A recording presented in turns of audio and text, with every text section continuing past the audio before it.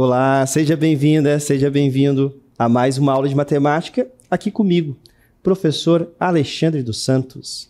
Nossa aula de número 73, objeto de conhecimento, pesquisa censitária ou amostral, planejamento e execução de pesquisa amostral, detalhamento, amostra casual simples, sistemática e estratificada, planejamento e execução das etapas de pesquisa, amostras, construção de tabelas e gráficos, medidas de tendência central, amplitude e conclusões. Muito bem, te convido agora, venha para a nossa aula.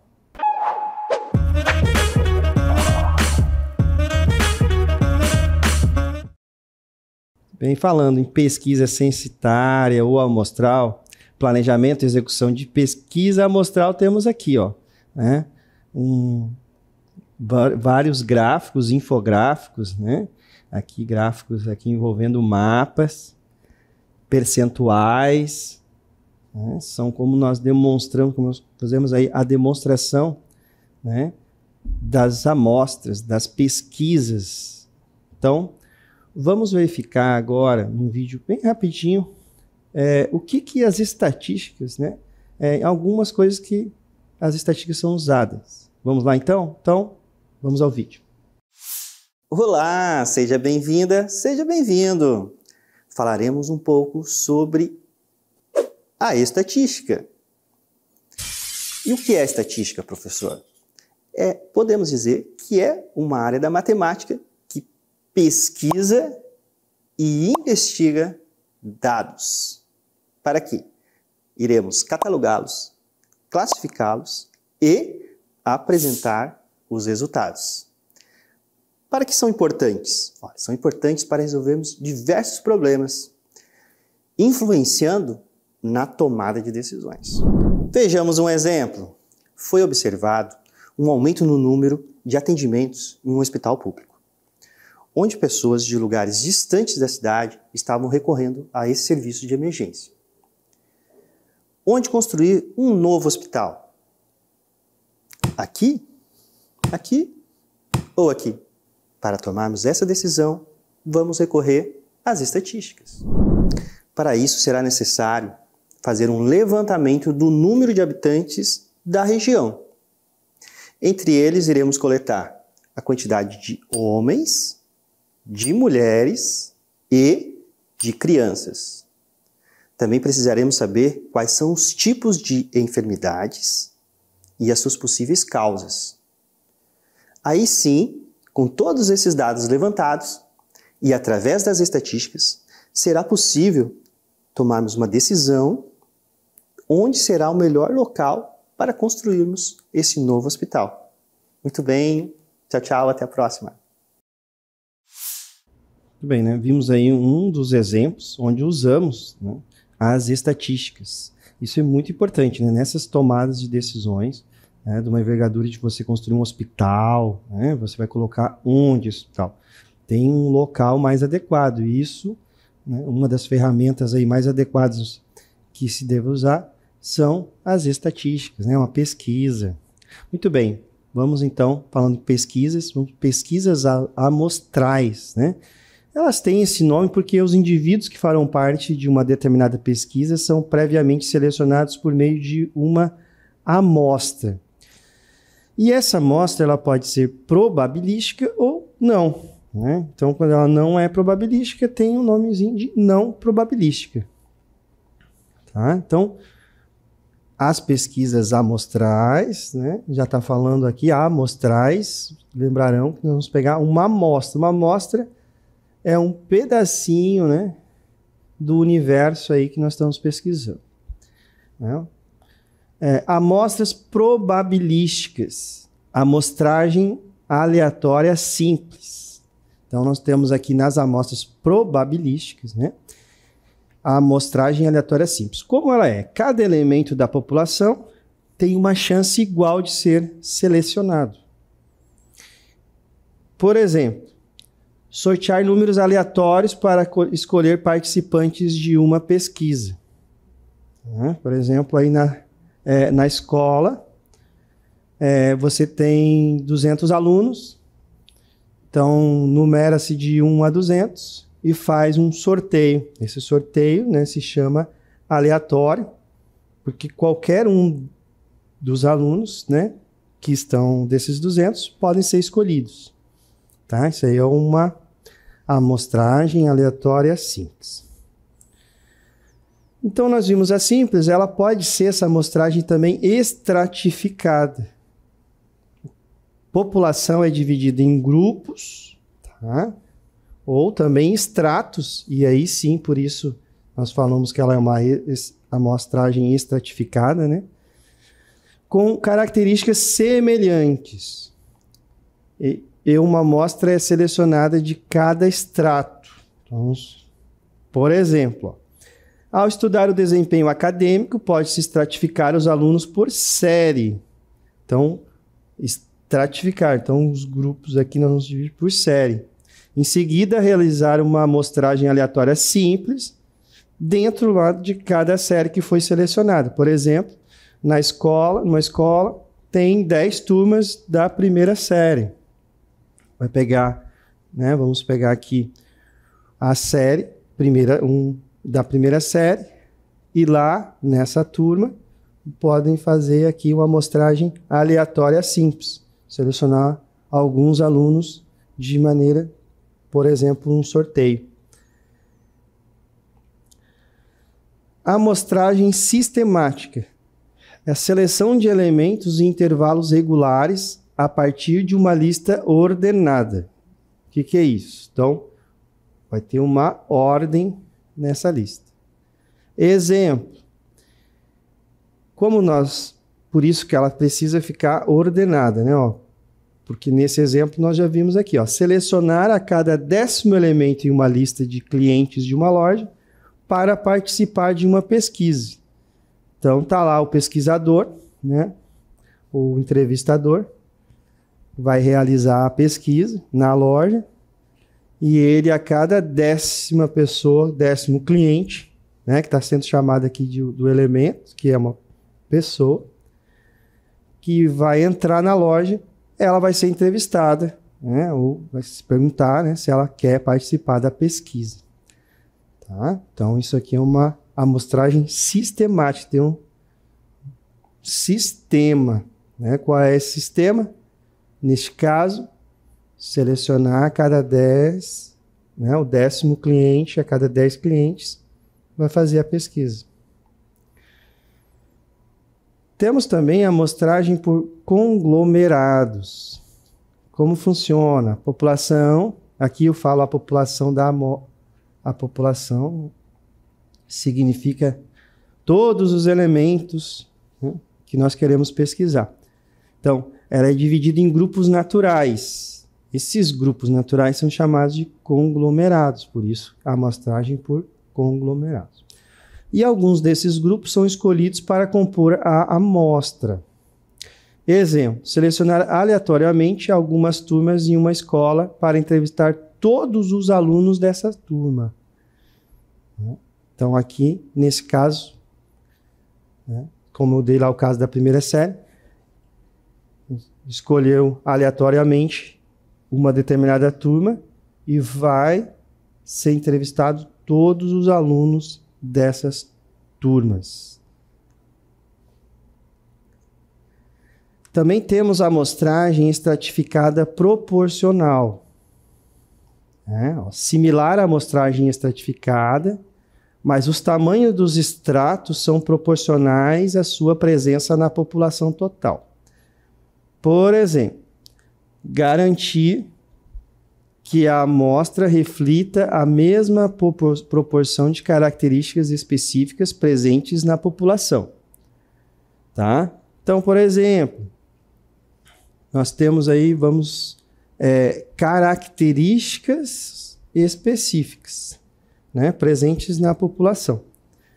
Tá? Lembrando que população é são os elementos que fazem parte lá de todo o universo da pesquisa, né? Então, falando aqui de pessoas de uma determinada cidade, por exemplo, quer fazer uma amostragem estratificada proporcional, você pode, e o pesquisador colocou que a característica específica para ele que interessa é o sexo. Então, ele vai olhar, vai dizer se em 60% são mulheres, 40% homens nessa população. Ele vai fazer uma estratificada proporcional, então ele vai determinada população, ele quer entrevistar 100 pessoas dessa população, tá? Dessa cidade. Então, como ele vai fazer uma estratificada proporcional, ele escolheu a característica sexo aqui, uma delas, né? No caso, vamos olhar só ela, 60% mulheres, 40% homens, né? Ou 60% sexo feminino, 40% do sexo masculino. Aqui eu botei, né? Mulheres e homens. Então ele vai pegar 60 mulheres para fazer a entrevista, 60%, e vai fazer a entrevista com 40 homens, né? Porque ele quer fazer com 100 pessoas dessa cidade. Então ela está proporcional. Muito bem. E dessas amostras também nós vimos que tinha as probabilísticas e quando não são probabilísticas, então não probabilísticas. Essas amostras não probabilísticas são aquelas em que os elementos da população, né, não têm uma chance conhecida igual de serem selecionados para a amostra, né, não faz parte de nenhuma daquelas que nós vimos até agora. Essas amostras são muitas vezes escolhidas com base na conveniência, o que é mais conveniente para quem está fazendo, para o pesquisador. Então, julgamentos ou critérios, né, ou critérios específicos determinados pelo pesquisador. Muito bem. Nosso exemplo 1. Uma escola tem 500 alunos matriculados. O diretor deseja obter opiniões dos alunos sobre a implementação de novas atividades extracurriculares. Né? Isso aqui é um trava-língua. Extracurriculares. Para garantir que a amostra seja representativa, ele decide realizar uma pesquisa com 50 alunos. Então, aplique a técnica de amostragem aleatória simples para selecionar a amostra. Então, uma escola tem essa aqui, 500 alunos, é o total de alunos da escola. Total, né? Se nós vamos fazer uma pesquisa censitária, ele ia entrevistar os 500 alunos. Mas a pesquisa, né, é por amostra. No caso, uma amostragem aleatória simples. Então, ela é probabilística. Tá? Então, desse total, serão 50 alunos para a amostra. Essa amostra, então, terá 50 alunos. Serão entrevistados 50 alunos.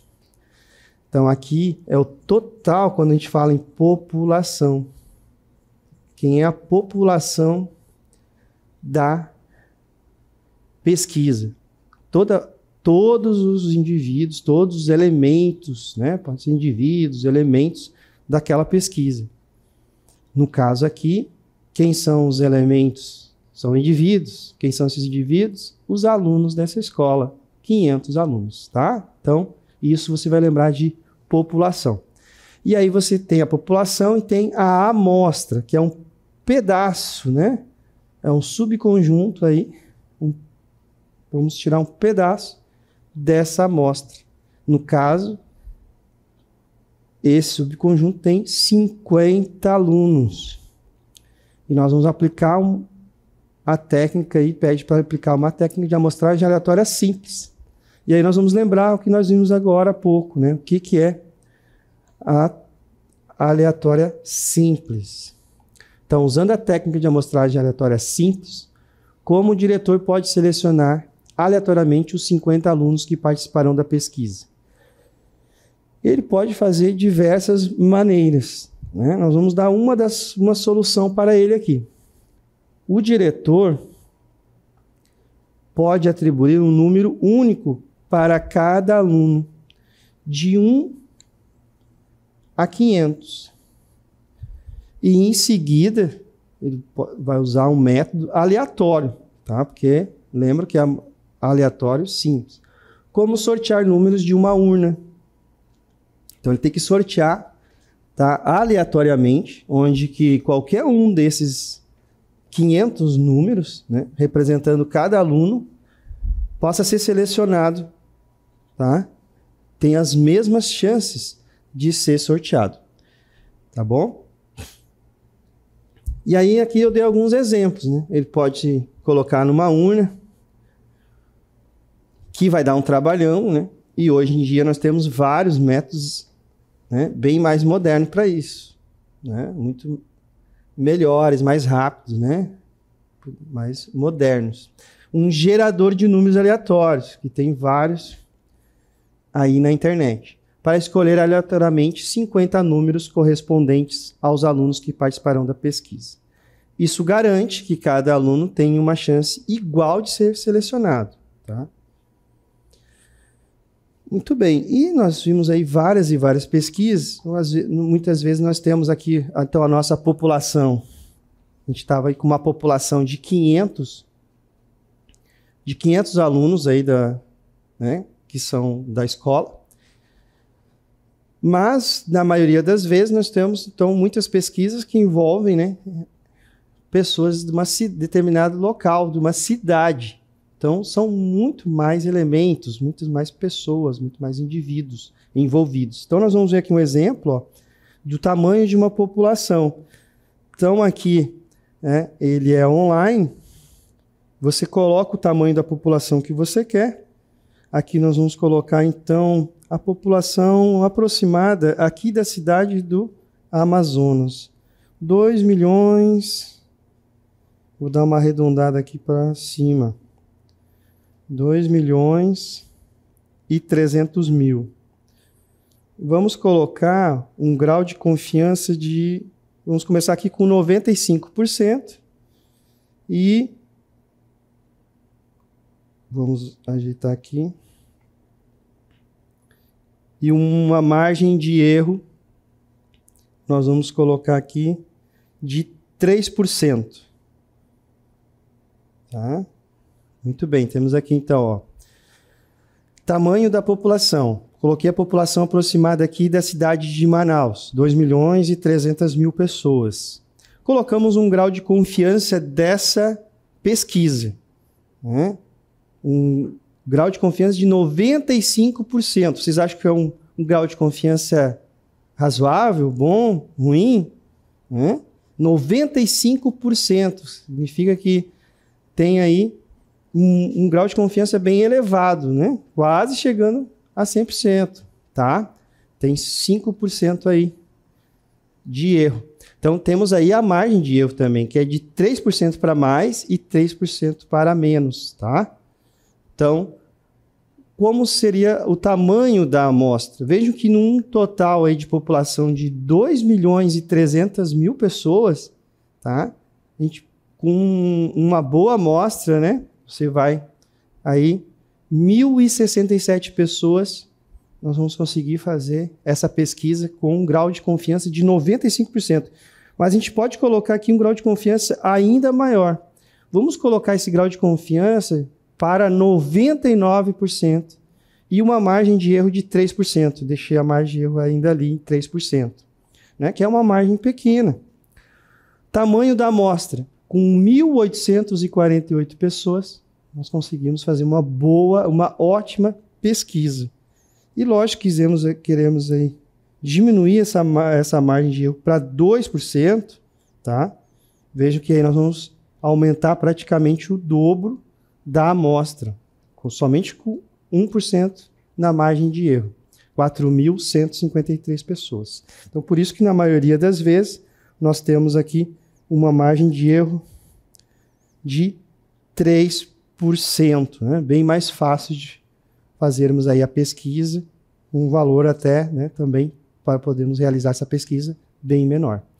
Falando então em pesquisas estatísticas, né, nós vamos aqui então pedir uma ajuda, né, uma fala aí do professor Ilbson de Geografia. É com você.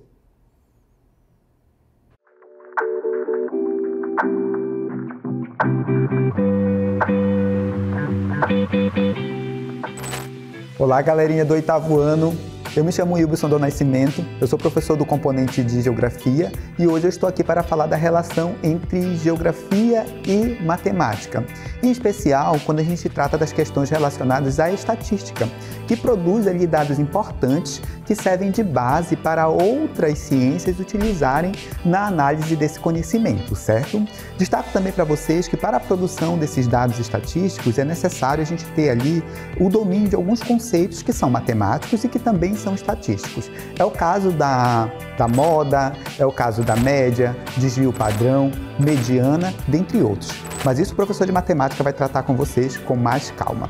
Destaco também para vocês que as pesquisas estatísticas elas podem ser do tipo censitária, que são aquelas pesquisas onde toda a população de um determinado lugar ela vai fazer parte dessa pesquisa. É o que o IBGE faz, por exemplo, através do censo realizado a cada 10 anos aqui no Brasil. Nós temos também as pesquisas que nós consideramos amostrais, onde somente uma parcela da população participa dessa pesquisa e a partir desse conhecimento produzido a gente consegue projetar para outros grupos, por exemplo, certo? Destaco também para vocês que, do ponto de vista prático, os dados estatísticos eles são importantes para a elaboração de políticas públicas. Eu vou citar um exemplo hipotético aqui para vocês compreenderem um pouco qual é a importância da estatística na elaboração de políticas públicas. Imagine que um município hipotético aqui no estado do Amazonas, uma cidade na realidade, faz uma pesquisa censitária. E aí descobre-se que num bairro dessa cidade, a gente tem ali 30% da população com idade entre 0 a 6 anos, certo? Descobre-se também que nesse bairro não temos nenhuma creche. Olha essas informações importantes. A prefeitura pode, a partir desses dados, construir ali naquele bairro uma creche para atender essa demanda. Esses dados também servem para justificar, tá bom? O porquê a construção da creche nesse bairro e não em outro, certo? Bem, espero ter contribuído com os estudos de vocês. Até uma próxima oportunidade. Tchau, tchau. Fiquem bem. Obrigado aí, professor Wilson, né? Exatamente, né? Nessas tomadas de decisões tão importantes, né? Que se utilizem, né? Essa ferramenta muito poderosa que são as estatísticas. Vamos dar, então, continuidade. Vamos para mais um exemplo. Falando em planejamento e execução de pesquisa amostral, nós temos o exemplo 2, que diz o seguinte: uma empresa de pesquisa deseja entender as preferências alimentares dos estudantes de uma escola que tem 3 séries. Tem o 6º, 7º e 8º ano. A empresa decide utilizar a técnica de amostragem estratificada para garantir que cada série seja representada na amostra. Acho que agora ela está aqui, ó, a amostragem estratificada. Para garantir que a cada série seja representada na amostra. A escola tem 300 alunos no 6º ano, 250 no 7º ano e 200 alunos no 8º ano. A empresa planeja entrevistar 60 estudantes ao todo. Como a empresa de pesquisa pode aplicar a técnica de amostragem estratificada para selecionar uma amostra representativa dos estudantes, levando em consideração as 3 séries? Então, essa aí é a pergunta, né? Então, vamos aqui, ó, voltando um pouquinho, temos a escola tem, né? Nós temos aqui, ó, todo o exemplo. O que nós faremos? Vamos extrair, né, o que é importante para nós, né? O que é importante aqui?